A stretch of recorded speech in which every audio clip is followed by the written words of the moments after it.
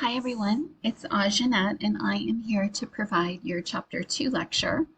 I was very intentional about making these lectures very wordy and lengthy so I could grab a lot of the information from the textbook because I know that some of you still haven't received your textbook or haven't had the opportunity or resources yet to buy one.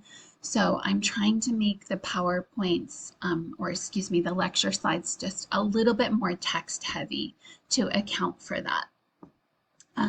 But since there is a lot of information, I'm not going to cover everything on the slide. So I'm going to encourage you to review those individually on your own time. But this particular chapter also, it's really hard for me to decide what I kind of want to filter down and streamline because there's a lot of good foundational information about the changing nature of our field. So ideally, what we want you to be able to do is really understand the social attitudes that shape how we interpret social problems, which kind of drives our field overall.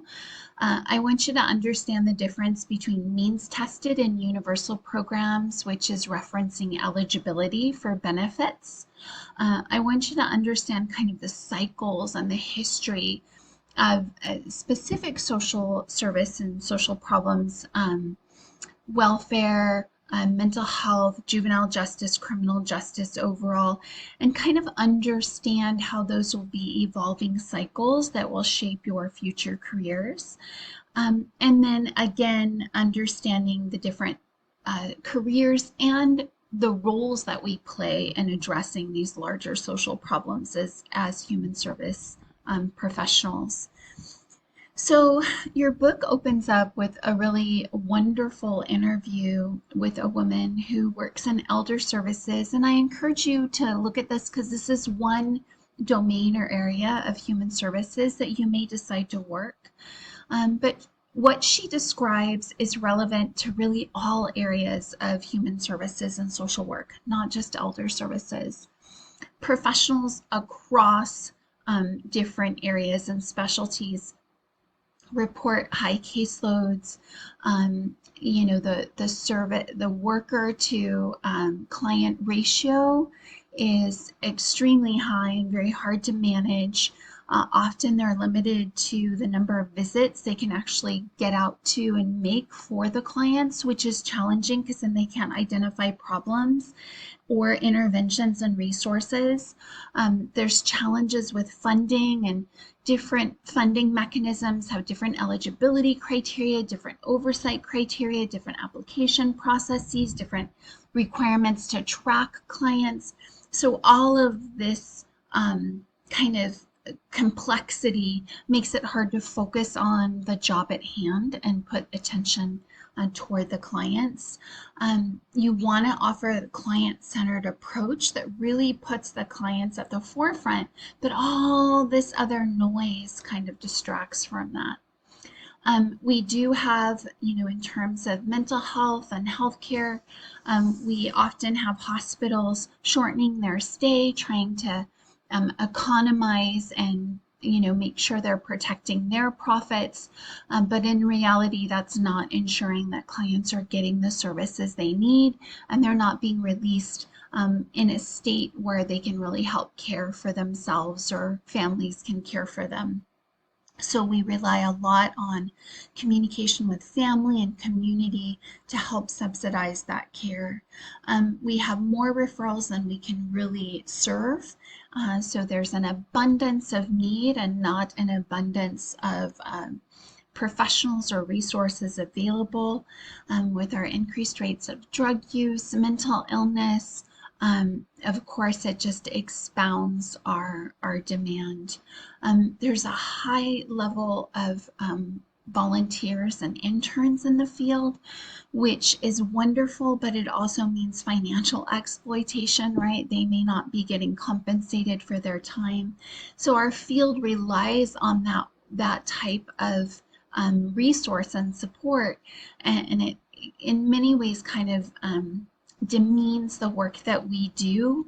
I don't mean volunteers do, I mean, systems often will help to, or will work to not pay the professionals what they need to do. So they try to do it in the most financially economic way possible. And it's problematic because that's not always getting the most qualified people in place to support the needs of the community.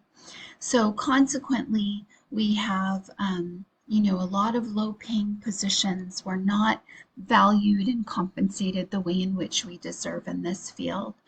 So I value each and every one of you. I value your heart and dedication for coming into this work. And I do think that from a general pride standpoint, it's a very rich and rewarding career. So stigma is a huge thing that shapes human services and social work overall. We stigmatize people who are in need of resources and benefits. We somehow make it about their morality or their character or their work ethic. And we fail to realize that social problems often result from larger systemic issues. And unfortunately, this stigma is fed from media, but it can be countered with research. It can be countered with social advocacy. And we need effective public policy to be in place regardless of what the trend is. Additionally, we have to fight this Americanized concept of, pulling yourself up by the bootstraps and you're just this rugged American who succeeds on your own. You build vast wealth. First of all, that's not the norm. It's the exception. And second of all, not everybody has the same access to upward social mobility. And so it's really, really important that we resist that urge to default to those individualistic mindsets and recognize that collective responsibility and collective influences of problems exists, and collective efforts to support those problems actually are far more valuable than individual. Levi Strauss presented this principle of reciprocity where he really talked about this interdependence view where we have mutual obligations to one another, where we really should be not just looking at how we can profit from one another, exploit one another, benefit from one another, but truly how we can care for one another. And the well-being of society might be dependent upon that. Know that the way in which we view these social problems and the resources to help can be influenced by our culture, our underlying cultural values, right? Government views, structures, resources, priorities, and also churches influence access to services and resources, as well as private nonprofits.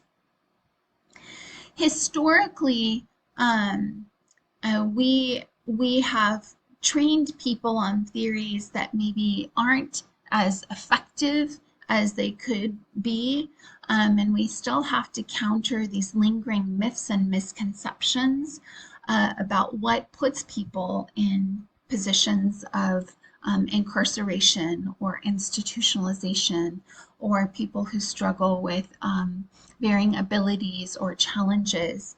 And we have to be mindful that we cannot blame the person and recognize the larger systemic issues that contribute to inequities, different access to resources, different access to knowledge, social capital, networks that can help us thrive and succeed. Not everybody has the same access, and therefore they don't have the same outcomes. So there are cycles that exist, right, where if you look at the attitude toward racial injustice after George Floyd, there seemed to be this growing movement and trend toward recognizing how larger systems are impacted by systemic racism and how you have disparate access and outcomes for people of color, and particularly in the criminal justice system where we see that Black lives and brown lives are disproportionately taken at the hands of police. And so we need to be mindful that, certain things might happen that might trigger some social awareness. Sadly, though, we already just a couple of years later are seeing that momentum not only die but reverse itself, where we're now starting to see an attack on diversity and equity programs. We're starting to see people turn the table and weaponize the language and say that diversity and equity officers are racist and they're trying to be divisive and cause dissension among racial groups. And really and truly, we're just calling out what's already in existence. So be mindful that trends change. Conversations are subject to cycles, just like media cycles, and media is a large influence. How we viewed immigrants at the onset of our country, we're founded on immigration. They've always struggled, right? But those things have just been exacerbated in today's conversations and debates. So these changing social attitudes, how we view a situation is never linear. It can go backwards, as I just mentioned, right? Conversations and debates need to be had because we need to go through this process, sometimes a dialectical process, where we have these wonderful inspirational ideas, we propose a thesis, but we need to consider the antithesis, the opposite idea, right? We need to consider arguments from multiple sides and synthesize those arguments in order to create a holistic solution. But right now, we're seeing a lot of debates. I know I've gone to some marches and I've seen women holding signs that say, like, I can't believe we're fighting for this shit again. And so it's really interesting to see the cycles. It's heart-wrenching to see the cycles because you think you're making progress, you think the tide's shifting, and here we come right back to now fighting for our rights, and that's problematic.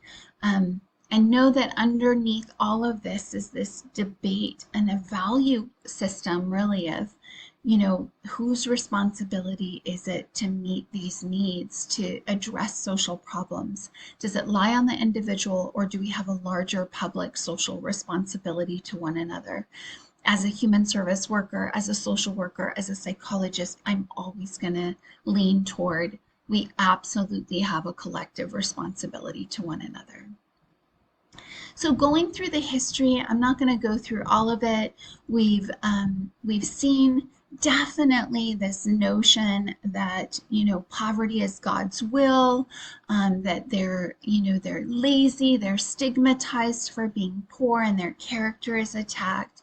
That wasn't helped with Darwinism, where he talked about the survival of the fittest, and then social Darwinism emerged and was just like, well, these people aren't fit for society.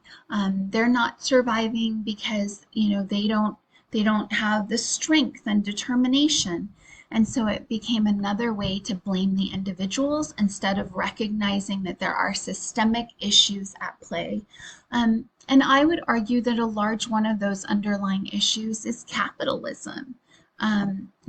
With capitalism, it's all about profit.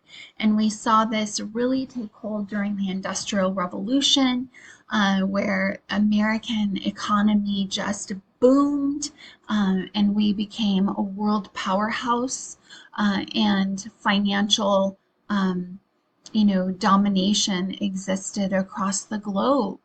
And sadly, though, we also saw industrialism highlight and bring forth a lot of social problems that needed to exist.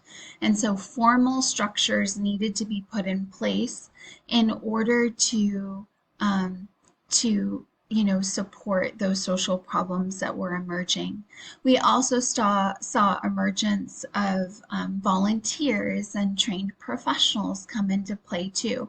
So while there was growing need, and they were still very much being vilified, and their character was being attacked, and they were being seen as morally depraved, you still had growing number of professionals in the field as well. But we need to move away from this victim blaming mindset that was prevalent in the Industrial Revolution, and it continues to be prevalent today. When we talk about victim blaming, we're really talking about putting the onus and responsibility and blame on the individual experiencing the problem rather than understanding the larger sociological issues and community issues that might be contributing to the circumstances that are leading to the problem or influencing the problem. We see this a lot in sexual assault. We see this a lot with welfare. We see this a lot with homelessness, right? And we have to be very, very mindful not to blame the victim. We don't know someone's story. We don't know all the circumstances that led up to that story. And often those stories are far more complex than a simple headline or a simple political campaign can really summarize.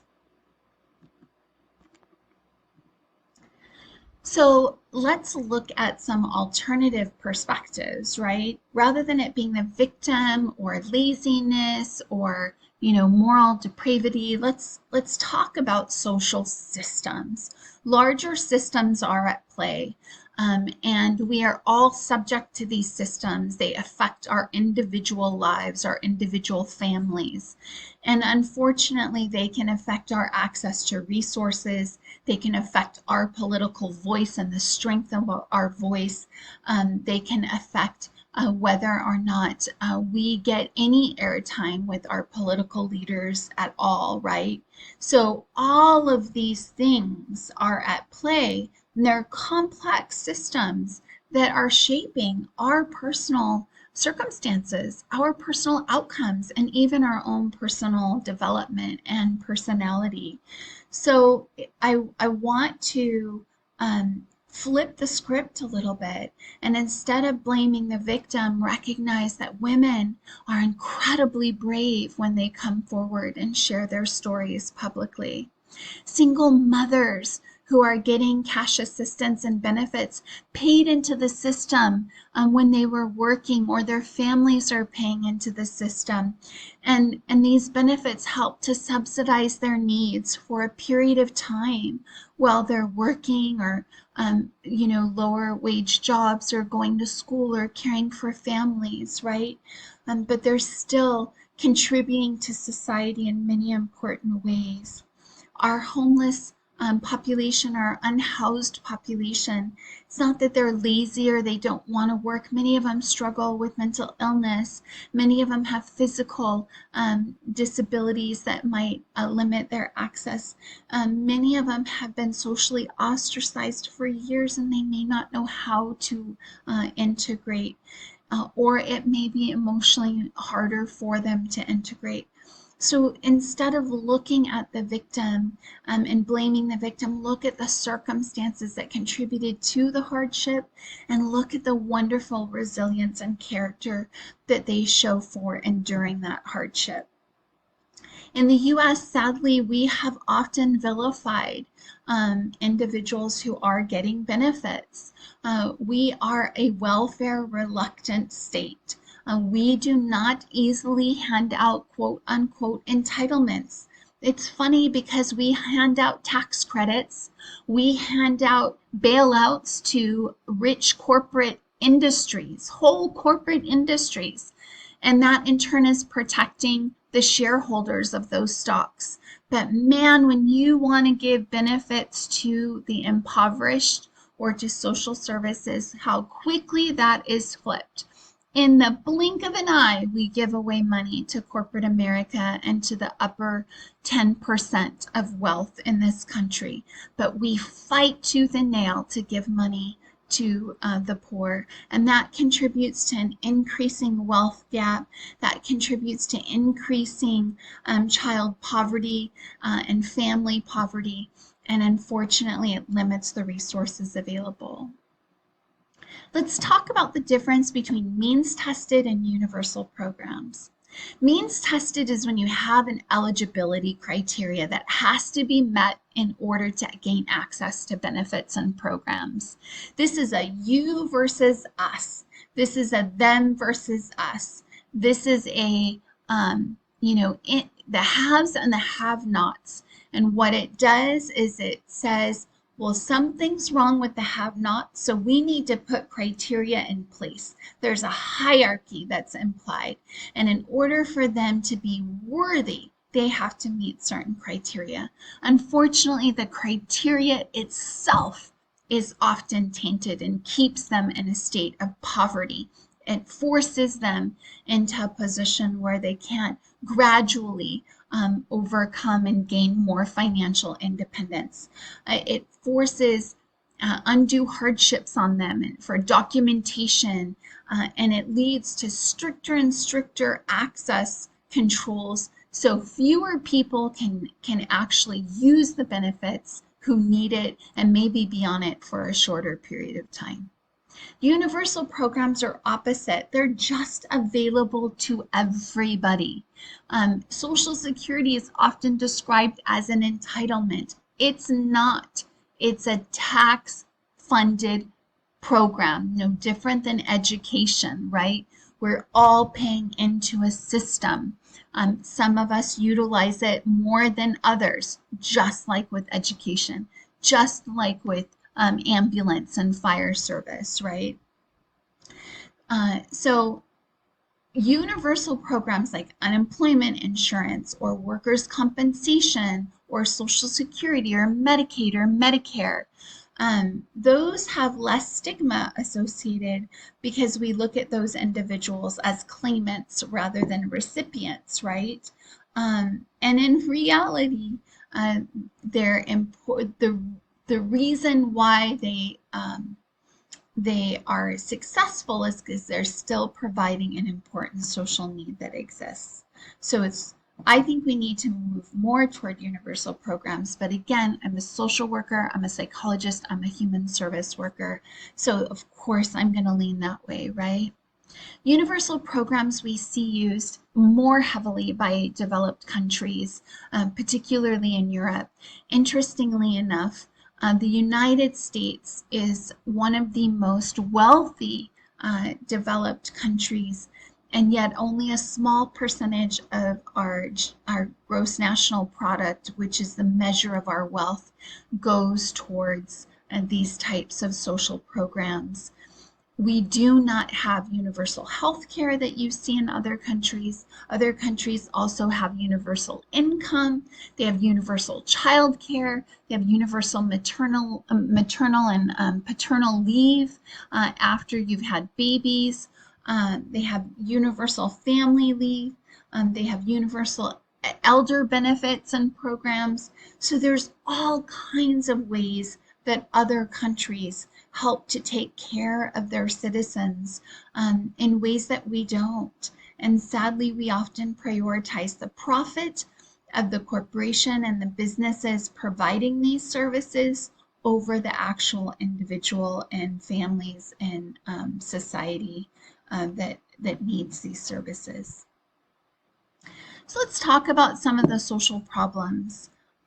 How do we differentiate between a behavior and a problem? At what point does an issue reach the point where it constitutes a social problem?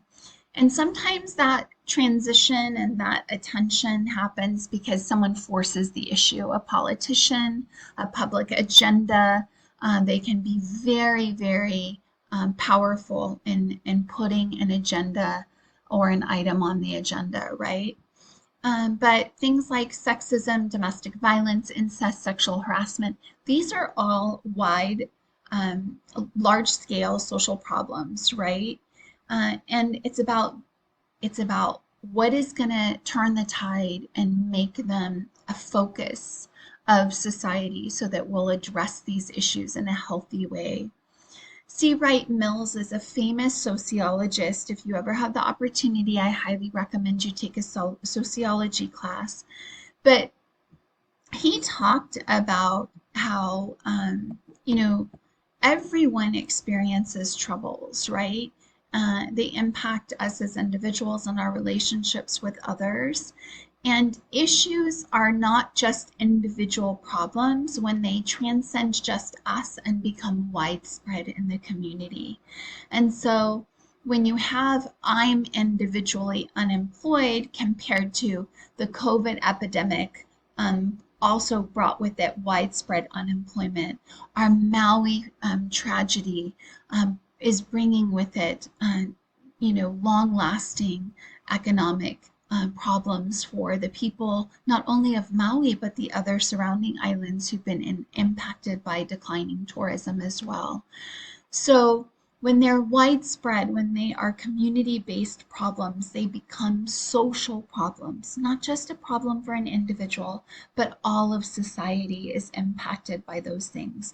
When we start to recognize issues as being larger societal problems, then we can dedicate public attention, public awareness, public policy, and public programs to addressing those problems.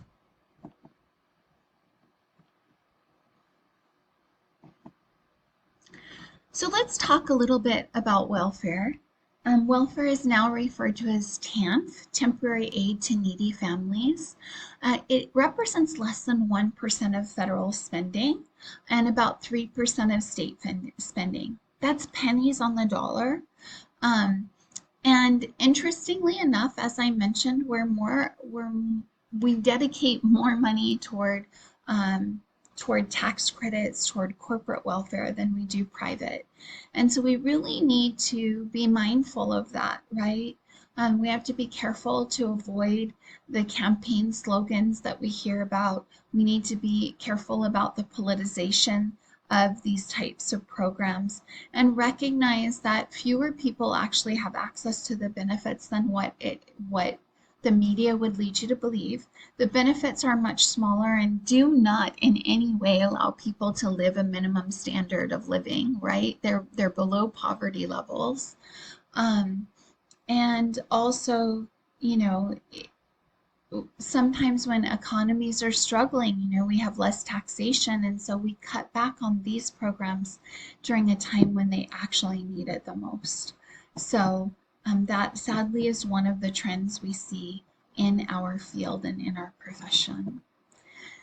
There is a direct link between welfare and criminal justice in that when you see reductions in the spending for these programs, you actually see more crime being committed. Makes sense, right?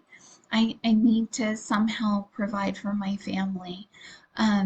We also see higher rates of incarceration with 2.24 million people incarcerated as of 2014, 6.8 million under community supervision like parole or probation. That's 5 times the world average. So not only do we only dedicate a small portion of our GNP toward these programs, not only do we not have many of the universal programs that our other developed counterparts do have, but we also lead the developed world in incarceration rates. And we spend more money on our criminal justice system than we actually do on these public programs that might keep people out of jail.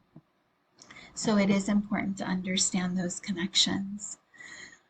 Welfare actually, became a very common household understanding and program and source and service to people during the Great Depression, when poverty was at its highest throughout the nation. And unfortunately, we saw these wonderful programs that came out of the New Deal in response to the Great Depression. But then when we started to have economic thriving, some of those benefits were cut back, or the eligibility criteria became more strict. And what it does is it forces people into very low paying jobs that again benefit those corporations and the wealthy because they're able to pay people meager wages and increase their profit margin. We did see it expand again with civil rights, and then it contracted again in the 70s, right? So it goes through this pattern, this roller coaster of expansion and contraction, expansion and contraction. And it's often contracted, because we don't often raise the rate that we pay out. It's often contracted through restricting the eligibility criteria, right? And so this polarizing debate continues to exist that fuels that pattern of expansion and contraction. Oh, we're giving handouts and we're promoting dependence. You know, and what we have to recognize is that self-reliance, when you're benefiting from these resources, that doesn't mean you're not self-reliant. You're self-reliant in other ways. So let's shift our focus from welfare to mental health and look at kind of the history and cycles of helping in that field. Um, there was a time when, your book describes it as madness. There weren't regulations. Individuals, just lived in society. Sometimes they were mocked, humiliated. Sometimes they were used as a form of entertainment. Um, but they lived among us, right? And then you saw in the mid 17th century institutionalization starting to occur, where we were building structures and houses to contain those individuals with mental illness. In the mid 18th century, after institutionalization was rampant and we saw the declining conditions and poor treatment, then you started to see protests emerge to actually deinstitutionalize. And in the French Revolution time, they wanted to abolish any type of internment altogether. Unfortunately, though, they did not liberate those with mental illness, and unfortunately, it left them very vulnerable.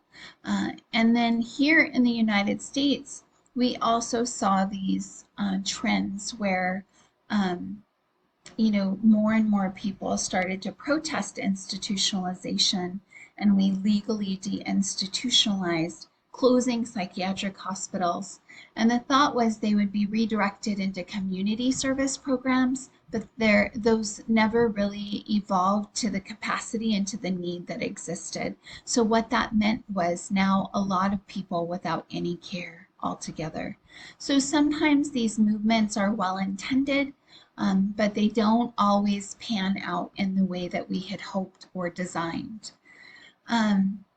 Again, that correlation between unemployment and mental illness. So things don't happen in isolation. There's usually complex issues at play.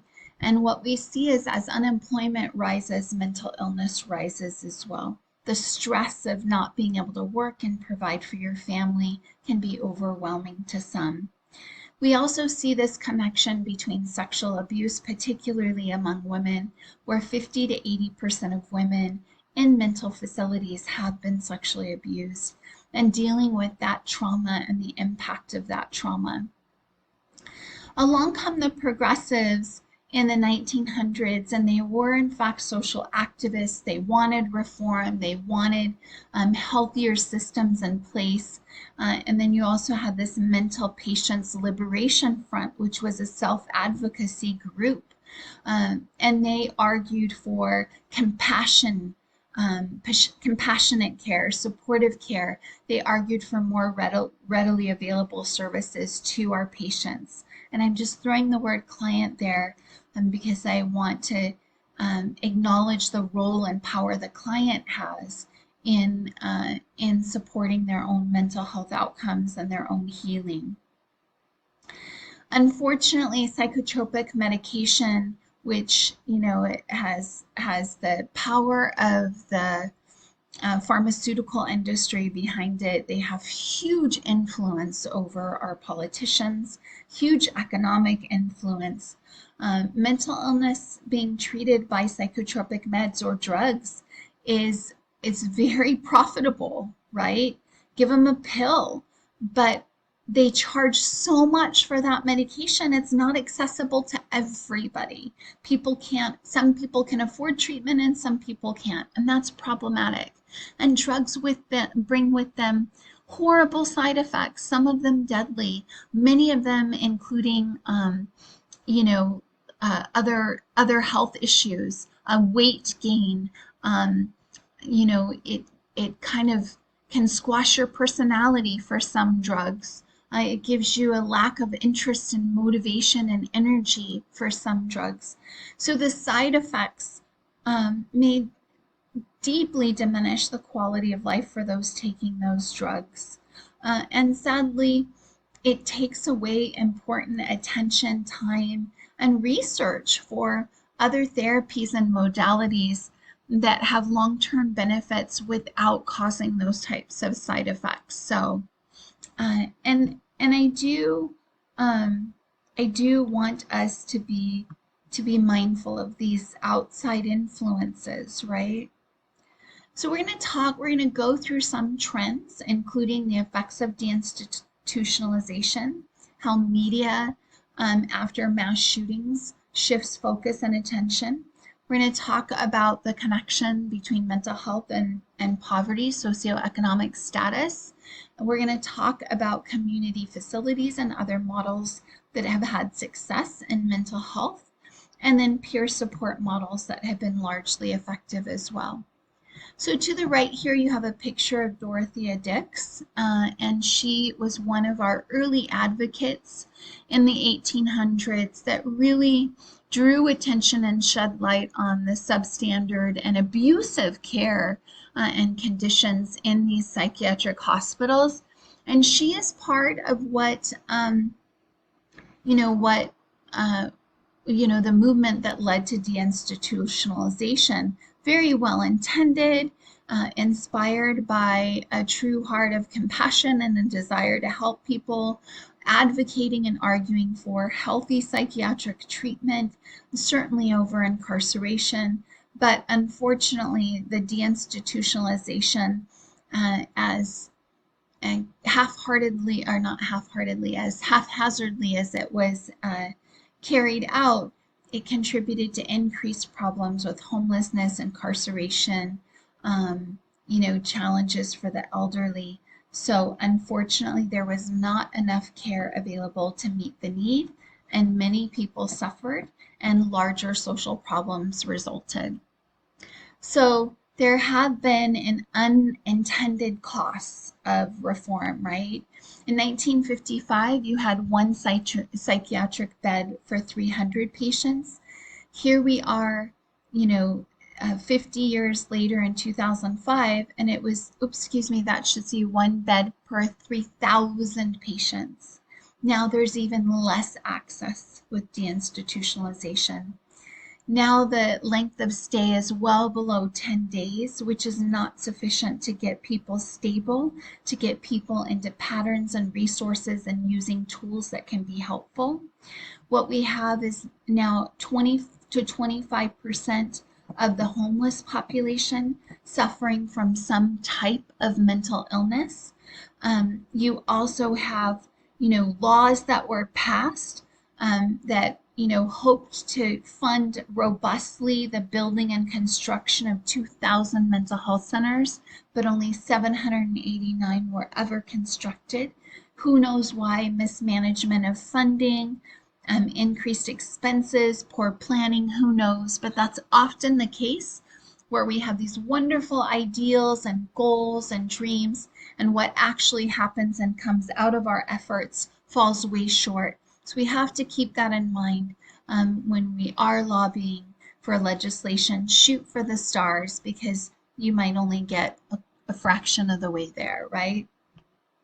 And then, of course, the connection to incarceration and the amount of individuals who are incarcerated who are also suffering from some sort of mental illness. A good friend of mine is a psychiatrist in the California correction system. He makes excellent money for the work that he does, but his caseload is just overwhelming. He cannot keep up. Thankfully, he has a good heart, and he puts in a lot of love and care to his clients, so I appreciate that. Let's shift focus and talk a little bit about mass shootings. It's not uncommon after there's a mass shooting or a school shooting that we start to hear discussions about mentally ill. And it's problematic in that, yes, should we have appropriate gun reform that allows for screening And should there be maybe some additional mechanisms put in place for those that struggle with mental health issues? Probably. However, most individuals who have mental illness are not a threat. They are not a danger. They are not a risk. And sometimes media overplays this angle after mass shootings, and it can create additional stigma for those that are suffering with mental health issues. And it can also shift the focus away from getting them the appropriate support and services they need. So I do want to make sure that you're being mindful of that. President Barack Obama did in fact sign legislation that was intended to bring health initiatives to expand the amount of behavioral health services available and to try to make sure that we're intervening and we're getting people help rather than pushing them through the jail system and criminalizing their circumstances. Again, unfortunately, didn't have quite the impact, and we're still seeing some of that work being done today, so we don't know what the impact will be in the future. So in addition to media, we really have to go back to our conversation about poverty, because unemployment is a huge correlation, but so is poverty. And unfortunately, poverty in and of itself is problematic specifically for women and people of color, where you have a higher proportion of women and people of color represented in the impoverished groups than you do your white males. And that's problematic, right?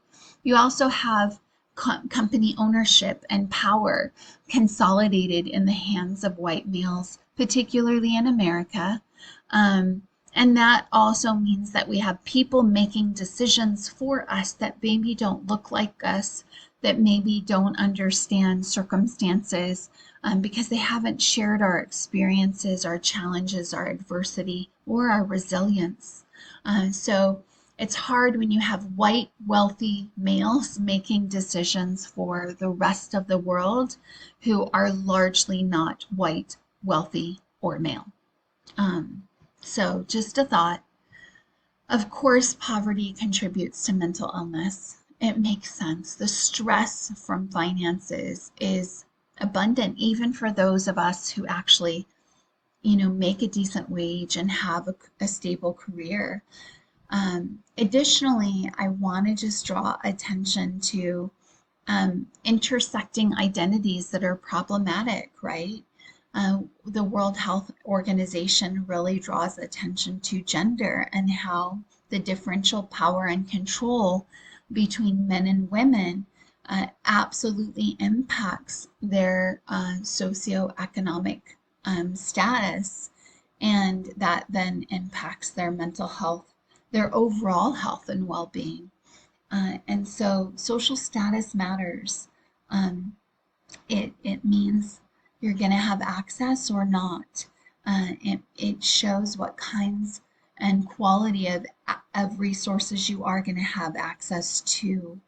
And, it shows how, it also influences how effective those treatments are going to be. So let's talk about some models for mental health and community care. And I want to talk about the Housing First model. When we talk about homelessness and shelters, they often have eligibility criteria that it might be, inachievable. Like they need to produce documentation. How exactly are they going to store that documentation? How exactly are they going to access those documents, right?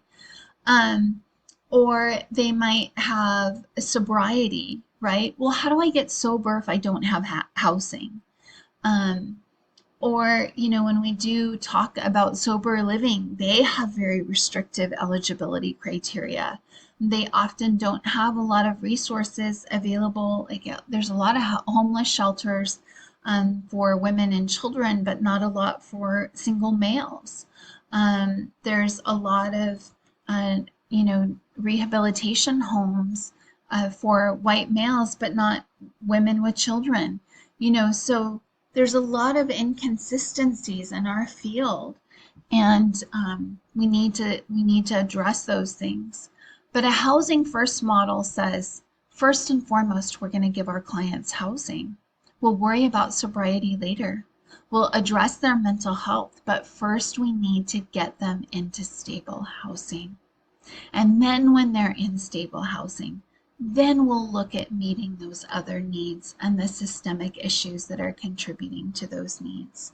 So if you can provide cost-effective housing, you can provide people with the tools and resources they need to stay in that housing long term, then you're actually, statistics show you have greater success in addressing their mental health needs, their substance abuse needs, and all of the other issues and isms that come along with it. We are seeing this shift from public to private resources and providers, and that's good and bad, right? Know that every issue and every solution has good and bad. Don't be disillusioned into thinking that it should always be one way. No, different programs do great things, but they can do harm in some ways too, even if unintended. So another thing that's important is patients' rights and advocacy models. We have had some legislation not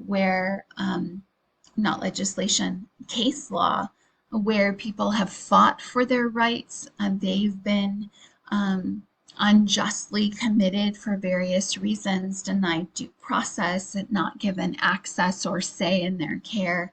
And consequently, we've had Supreme Court rulings that have basically said people cannot be committed or institutionalized unless they're a threat to themselves or others. We've also had legislation say that public entities must provide community-based services to people with disabilities. And additionally, it's offered other protections. So we do have the HUD housing program. They used to focus on building like HUD or low-income housing. Now they're looking at all the housing that's funded, incorporating a certain percentage of those units for low-income housing or for people with disabilities. So they're integrating these people into other communities rather than isolating them. Again, good and bad. I'm going to move my image so you can see the NAMI symbol. NAMI on campus is a wonderful peer model I want you to be aware of. Some of you may want to do your community service work through NAMI. They have peer support groups, but in general, peer support is becoming more popular because Medicaid now reimburses peer support models.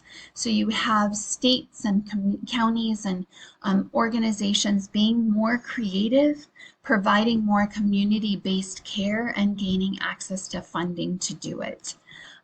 You also have more of this clubhouse model. I'm questioning whether I put that name properly.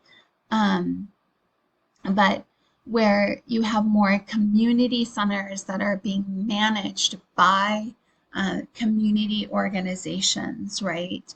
And so they might provide employment assistance or resources with meals or job training or resume building, or maybe they help you look for jobs or they'll help you develop interview skills. But you can be parts of these organizations that help to support you in addressing these social needs, right? So it can be really helpful. And in this case, you're not treating them, you're really empowering them and supporting them.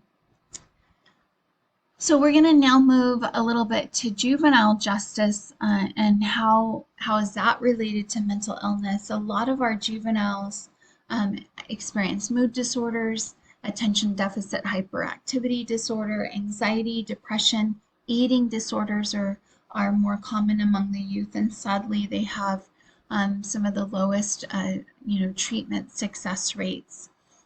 When you talk about bipolar disorder, it's historically something we've actually not diagnosed youth with. It's been restricted, that diagnosis, but we are seeing it now being more commonly used to diagnose youth, and it's 40 times higher rates of diagnosis than what we saw in the last decade. Suicide's the third leading cause of death for our young people.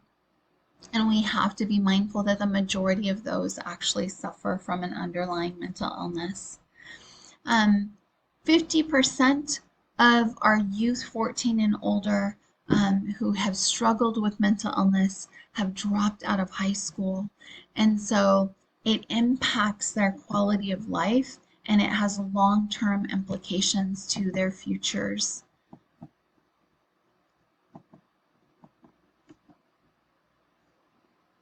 So some other statistics that are important to know for the juvenile justice system in particular are,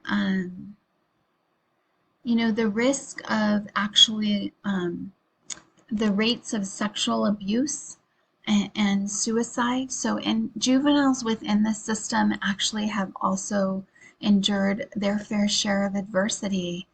Sometimes it's just a symptom and not an actual cause of the problem. They actually have higher rates of recidivism when they are taken through the court system and put into the system. And so they might be better off with alternative interventions. 70% of the youth in the system are expected to have mental health issues. Additionally, we see that the majority of them come from low-income background, going back to that connection to poverty. And then again, you also see the link to foster care and the welfare system, where 40 to 80% of individuals in those systems actually end up having mental health challenges themselves. So in terms of the wider criminal justice system as a whole, beyond juveniles, the goal originally was rehabilitation, but we see it shift more and more to a punitive approach. There is more recent dialogue and attention focused on restorative justice practices and alternative practices, or defunding the police and redirecting those funds to social service and community-based programs that can prevent crime rates in their respective community and can provide productive interventions to community members who might make bad choices. And so what you're seeing, though, is you're seeing this connection, this tie between welfare reform and mass incarceration, where when we restrict and reduce benefits, it contributes to higher incarceration rates. And so much so, this pattern has now coined its own term of prison fare and workfare instead of welfare. It's no longer focused on the well-being of individuals. It's now focused on fueling feeding numbers into our prison system, again, that are largely privatized, making money for those overseeing corporations and their shareholders. And you're also seeing these individuals being pushed into low-income wages where they never have opportunity to get ahead and have stable futures.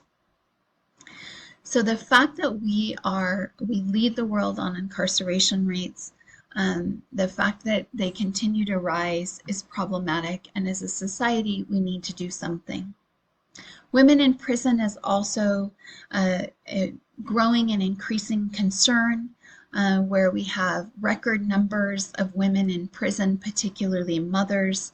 This directly impacts the child welfare system because their children are taken and put into the system. Now they have an increased risk of being in the justice system. They have an increased risk of mental health issues. They have an increased risk of abuse and sexual abuse. So it's just compounding those problems, and they become exponentially more widespread and more resistant to support and resources. You have women who are pregnant, giving birth, who are treated inhumanely. We don't have a lot of alternative programs so that these women don't get put in the prison system, but can be redirected elsewhere. You also have, um, just the highest rates in our history. A lot of it stemming from the mandatory sentencing from the war on drugs and the three strikes you're out. And so when you put mandatory minimum sentences in place and you're not offering judges or juries flexibility to make decisions based on individual circumstances, it becomes problematic. And they're calling this the new Jane Crow, where um, we are seeing the criminalization of abortions and pregnancy terminations, right? Where they also are, just like our drug offenders, are going to be increasing the rates of women in prison because they sought health care for unwanted pregnancies and or they sought a doctor's advice or guidance, or maybe didn't honor a doctor's recommendations. And so, unfortunately, the more we try to have legal personhood for the unborn child, the more we're stomping on the rights of the woman herself. So we have to be mindful of that too. Um, So The New Jim Crow is a book written by Michelle Alexander. I put an image of the book. It's a recommended read. We can figure out a way to maybe incorporate that into a paper that you can do, or some other way of getting assignment credit for it. Write a reflection, something. So I'll think more about that and see how I can incorporate it. But I do want you to be aware that people of color, so our BIPOC community, Black, Indigenous, and people of color, so non-white individuals have higher rates of representation in the prison system. Here in Hawaii, 50% of our native, or of our incarcerated population are in fact Native Hawaiian. And so we need to be mindful of those things too, right? 1 in every 8 Black males in their 20s is in prison or jail. 1 in every 8. Imagine that. Count the number of men in your family. Imagine 1 in 8. How many men would be stripped from your lives if they were subjected to that kind of stat? That's problematic, right? This war on drugs is often a false pretense. It's just a way of justifying the criminalization. Drug addiction is the number one psychiatric condition. It is a health condition. There are biological underpinnings associated with addiction. It is not about just making poor choices. There are biological elements that need to be considered. Thus, a doctor needs to be involved in treating it, right? And so it is a combination of biological and psychological factors, and yet we criminalize it. We criminalize it. Now that we see the tide shifting with the opiate addiction, because we see more and more middle class, and particularly white women, taking opioid medication and becoming addicted. And now the conversation's starting to recognize that the addiction is a health crisis. It's not a moral crisis. You see marijuana laws being passed to legalize marijuana, but yet there's still hundreds and thousands of people sitting in jails over marijuana convictions. So we do need to look at the hypocrisy in these laws, and we need to kind of redirect our attention and how we can not apply color blindness, right? Or use color blindness as an excuse and to discriminate and dehumanize, continue to dehumanize people of color. and instead look at how can we intervene, support, and help them thrive and become productive, contributing members of society. And also look at the systems that we've created that put them there. So, the Violent Crime Control and Law Enforcement Act of 1994 actually is maybe part of the problem, but they actually increased the power of the prison system. They actually established mandatory minimums. They had set sentences. They required minimum times to be served on sentences before they were eligible for parole, and they established 3 strikes and you're out, which allowed for now life in prison for something as simple as stealing a candy bar. So we need to really understand that these actions are not always helping society. Sometimes they're hurting society. And the financial burden that results is problematic as well. And treating people inhumanely in prison is a huge problem as well. So another trend that we see is undocumented immigrants being pushed into our criminal justice system and our corrections with over 380,000 people a year being pushed into custody. You have about 350 facilities throughout the U.S. caring for, and I shouldn't say caring for, I use that term lightly. I don't know what word to use, so I'll move on. But they are in, a wide number of facilities throughout the U.S., and it costs our society $1.7 billion. $1.7 billion. I would argue that the costs outweigh the benefits, right? I would argue that allowing them to just live in our country, they're going to get jobs, they're going to pay taxes. Even if they are using a social security number illegally, they're paying into the Social Security system because those are mandatory deductions from wages. So they are paying taxes. They're paying sales taxes. Those sales taxes contribute to local, county programs, state programs. Some of them are actually paying state income taxes. Again, if they're working, that federal and state income tax is coming out of their wage. So they are paying taxes, I promise you. But we have seen, some states, trying to relieve some of the overcrowding pressures. Massachusetts incorporating alternative programs to prevent recidivism. California saying we're beyond capacity and trying to reduce overcrowding.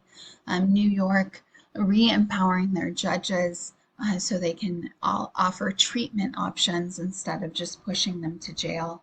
And Michigan has repealed a lot of their mandatory minimum sentences. What would be helpful for individuals who are impacted by the justice system is education. Education and job training helps everybody, right? But what we have is we have only 7% of people who are incarcerated earning some sort of vocational certificate, fewer with an associate's degree, even though the majority of them are going to be released. They're going to be in society. So why not truly train them and rehabilitate them while they're in there? Why not give them some job skills? Why not give them the opportunity to succeed and thrive when they are released so that they don't return to jail, right? And when they are in the prison work programs, why is it okay to pay them less than minimum wage or not at all? It's not okay when they're producing a product, they're providing a service, and they're doing it for no compensation. It effectively, going back to the new Jim Crow, it effectively is servitude. It's justified slavery, and that's not okay. It wasn't okay then, and it isn't okay now. So you even saw a labor strike back in 2016, and I love that they can organize, right? They also lose their rights to voting in many circumstances or other things. Like, there's this criminal history record that now employers or potential landlords won't rent to them, or their children get taken away from them and put in foster care, or they lose access to any kind of public service benefits or even to veterans benefits that they earned from serving our country. And that may have contributed to mental health issues, which may have contributed to the criminal activity. So, trying to treat things like a black and white, that victim blaming mentality, that not addressing the complexity of issues and factors that go into these social problems is just creating more problems, and it's violating the human rights and needs of our society as a whole. Human service workers can make an impact in the criminal justice system. More and more, they're becoming mental health workers, right? In the criminal justice system, they can check crime records, help people to get their records expunged or cleaned up so that they're accurate. They can bring children to visit their parents who are incarcerated. They can actually help people get job training and find jobs when they're released, or get into education programs when they're in the system still. They also can help find housing for these individuals. And you have lobbyists where you can help to change the system and enact policies that will be helpful. I'm going to stop for just a second. You can stop anytime to take a break, but I'm going to stop for just a second so I can plug in my computer. Okay, I'm back. I'm going to try to wrap this up in the next half an hour so I can go off to class and get this posted on our course. So, okay, so coming back, let's talk about media. Unfortunately, media can be a powerful tool in helping us devise solutions, but it can also be a huge contributor to the problem itself. And especially when it's inaccurate media, when the media is promoting a victim blaming mentality and stigmatizing and causing more division than good, that's a problem, right? Politics and economic factors might also play into how much airtime things are getting. But people are constantly trying to twist things with their own spin and for their own benefit and gain, and it's problematic. So be careful about what you're reading and try to encourage those around you to be critical consumers of information as well. When you talk about how media portrays the drug problem, historically, it's very much been a view of victim blaming, but we're starting to see a shift in the coverage and attention it's getting because of the opioid epidemic and who it's impacting: middle-class families who are largely becoming addicted from a prescribed medication, a painkiller from some injury or surgery. And because it is a biological issue, they're becoming addicted. And consequently, we're seeing increased rates of addiction, increased rates of death, accidental deaths from overdosing. We're seeing because there's a contraction of access through the medical system, they might lean toward trying to take an alternative illegal drug like heroin. And so we're seeing more people, trying to just get access to the meds any way they can, and unfortunately have accidental overdoses. So we are experience an epidemic. This is, in fact, a crisis. We have more people dying from the opioid epidemic than our wars combined.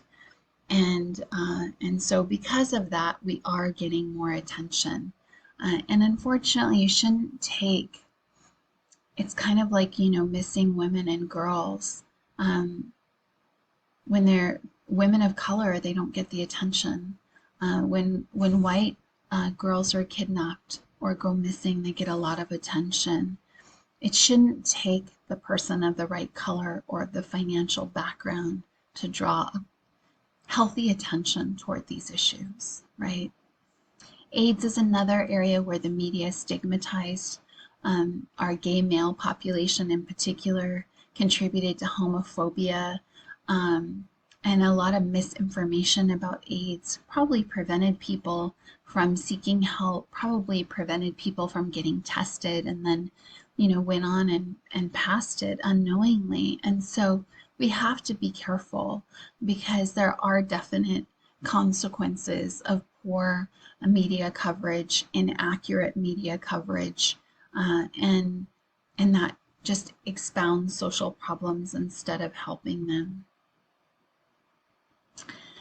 Welfare has persistently had this stigmatized image through the media. You did have Clinton's Welfare to Work program that kind of set forth a marketing campaign to kind of reframe and build these partnerships. And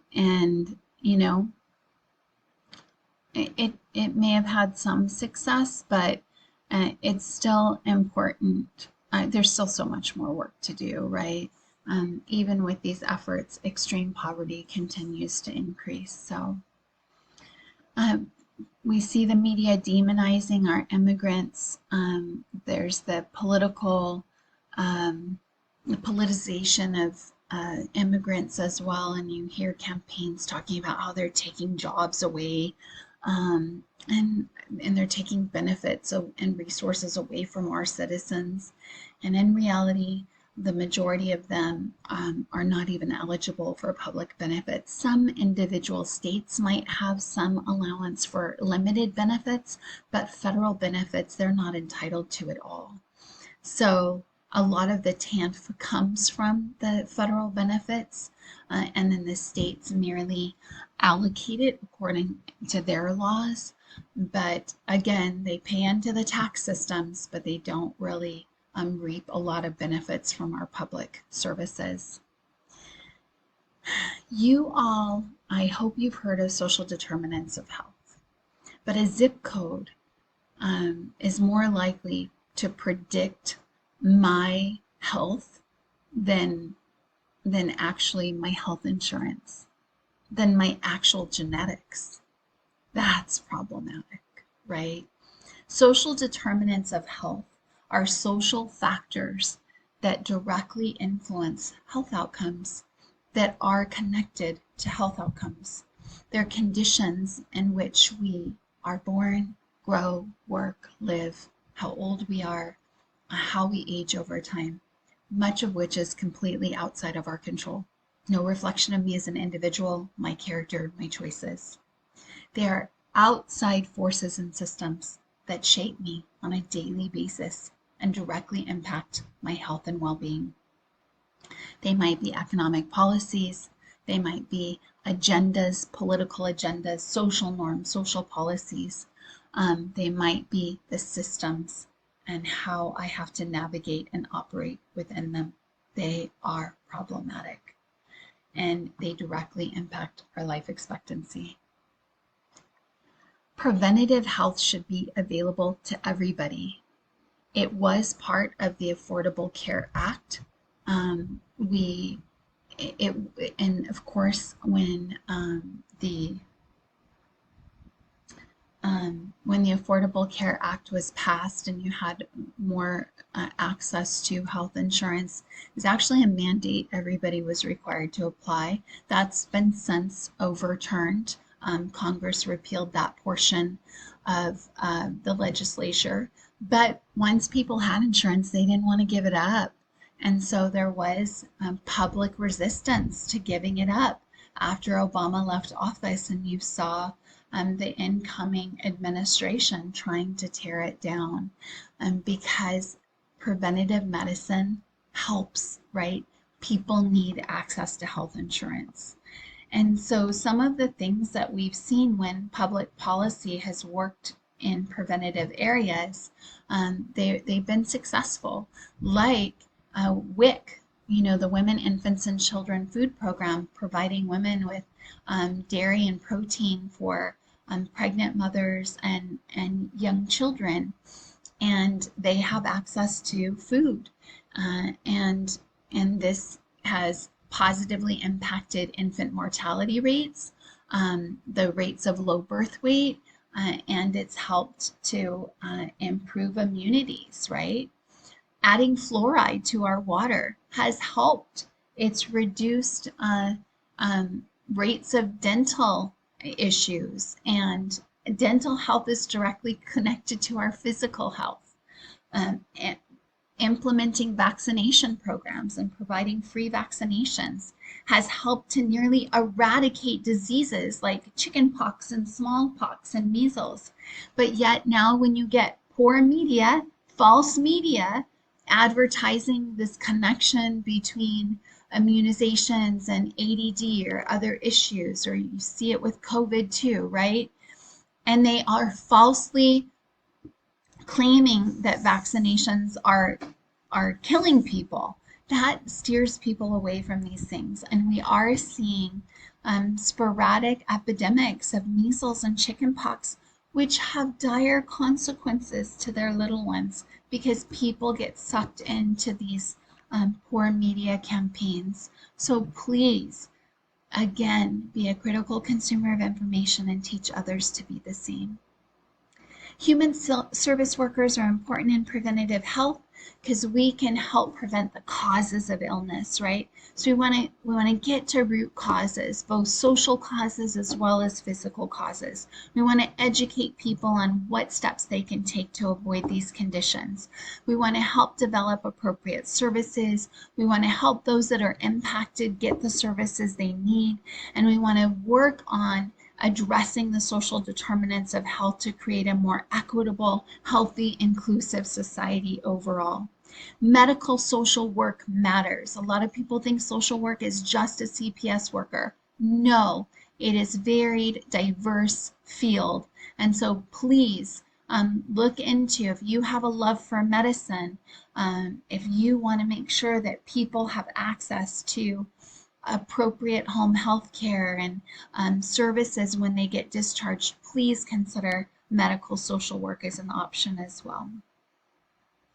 The bottom line is poverty is bad for our health.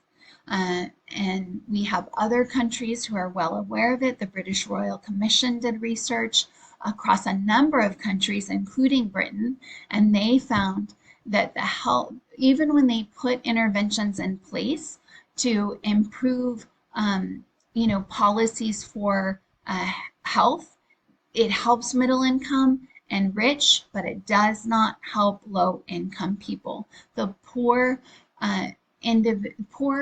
community is exposed to such poor conditions that it does not help to offset those disadvantages. And so consequently, you're going to find higher mortality rates among low income, the types of jobs that we have, you're going to have higher death rates. So we need to really revamp our entire approach to our healthcare system overall. So just getting into some of the history of human service work, what you see is the human services profession being a broader profession, right? Social work gets a lot of attention, but human service is a little bit more broad. Social workers certainly are human service workers, but you find this collection of workers under this larger umbrella that serve these various roles. And it's really about helping professions. What can we do to help the quality of life of other individuals in society? Social work itself started from the Charity Organization Societies, or COS, and they started more of the formal structure of social work as we know it today, with casework and caseloads and specific counseling and intervention programs. So they did start the settlement house movement under the field of social work. And that was a powerful movement. We'll talk about that in a second. But this was prominent in England, Europe, and the US. And what they did is they created systems and structures by which people could gain access to benefits. However, it was still rooted in some very unhealthy stigmas, right? Where they thought poverty was perpetuated by, giving money away too freely, making people lazy, and, people who were morally defective. So there were still some problems, again, mixed, good intentions, but wrapped in some problematic ideologies. Family service societies came out of this organization, and they actually were the ones that kind of drove the development of social work programs, formal social work programs in the US. Columbia University was the very first school in 1898. It opened a social work program and awarded the very first social work degree. You also have another kind of pioneer and legend, Jane Addams. She opened up the Hull House, which was a settlement house in Chicago. It was a house where people of greater privilege, education, and resources could come and stay and work directly in the community. Often they were impoverished communities, but then they helped to meet important social needs, right? So those volunteers might help immigrant families. They might provide education and classes on how to become a citizen or how to speak English. They might have community activities for low-income people. Like a community center type thing. But she felt like we needed to tackle social problems from a variety of ways, from multiple angles, and this was one, right? She had a great love for her city. She was a very privileged, wealthy woman, and she wanted to give back, and she wanted to use her influence in a way that was important to advocate for the needs of her direct community, and she wanted to empower others to do the same. And the Hull House was very valuable. Out of it launched labor unions that helped workers organize.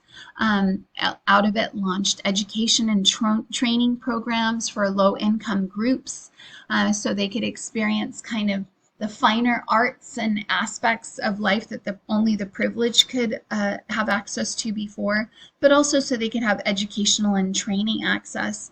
And you had people come, college students and workers from around who would stay in this house and they would interact with the community and provide that extra push and support. They also sponsored social justice reform, including the juvenile court movement. They helped to establish formal kindergartens. They were really a huge inspiration for the New Deal with Franklin D. Roosevelt after the Great Depression. The Kennedy era can be traced back to some of this influence. And then in the Johnson era, the Great Society. So now you saw this progressive reform movement kind of die down.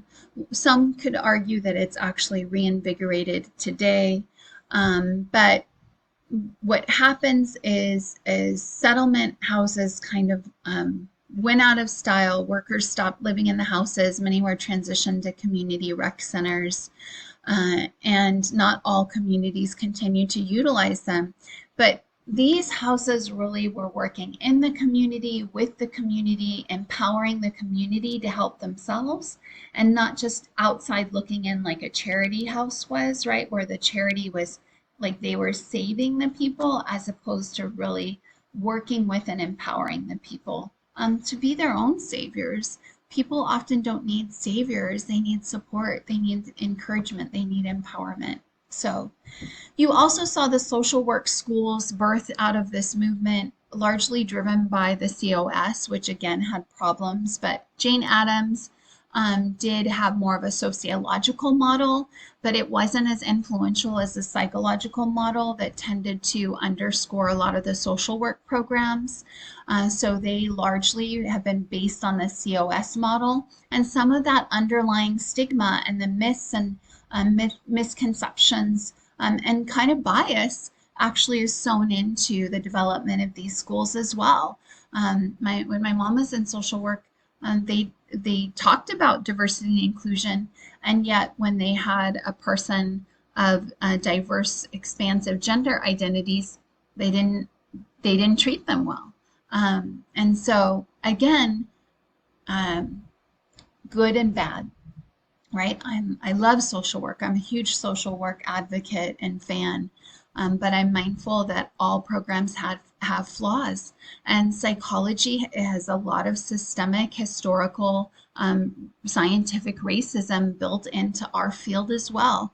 And what you see is social work largely drawing from the psychology field. Freud was hugely problematic. He brought with him a lot of pathologically based theories and models that kind of vilified individuals and contributed to stigma, pathologized people. Thankfully, Carl Rogers and the humanistic perspective comes along and puts the focus back on clients, starts to have more of a positive view of clients, starts to invite clients into a role of power and contributing to their own health and well-being. So thank goodness for Carl Rogers, Maslow, and the humanists that followed. So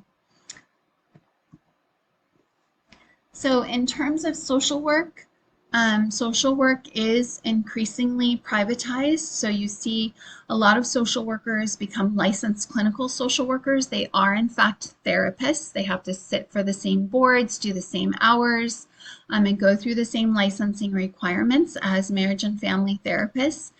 And now that they have access to funding for third-party payments, they actually are becoming more likely to start private practice rather than work for a public service institution.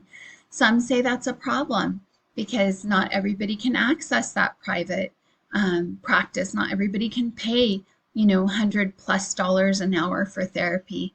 And others say, hey, that's their right. They're just as qualified to do therapy. So this is a growing debate in the field.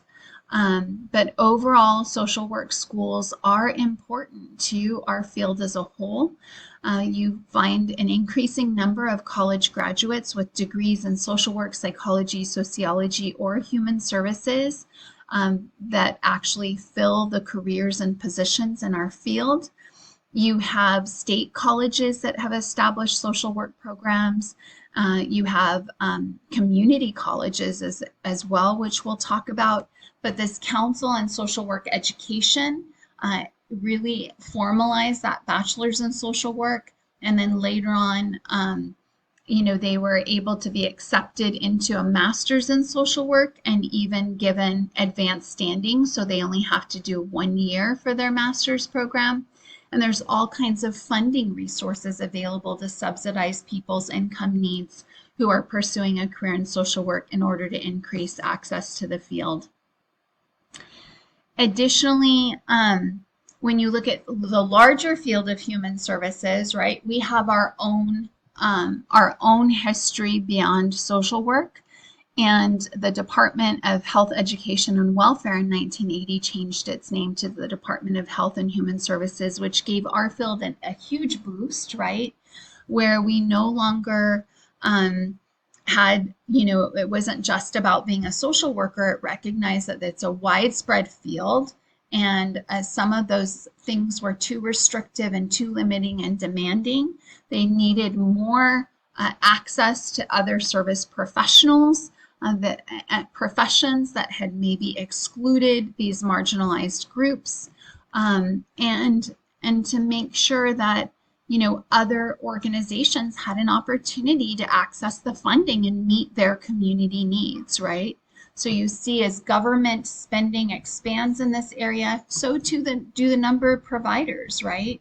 And that's great. It can also inspire innovation, creativity, and community-based programs, which is critical.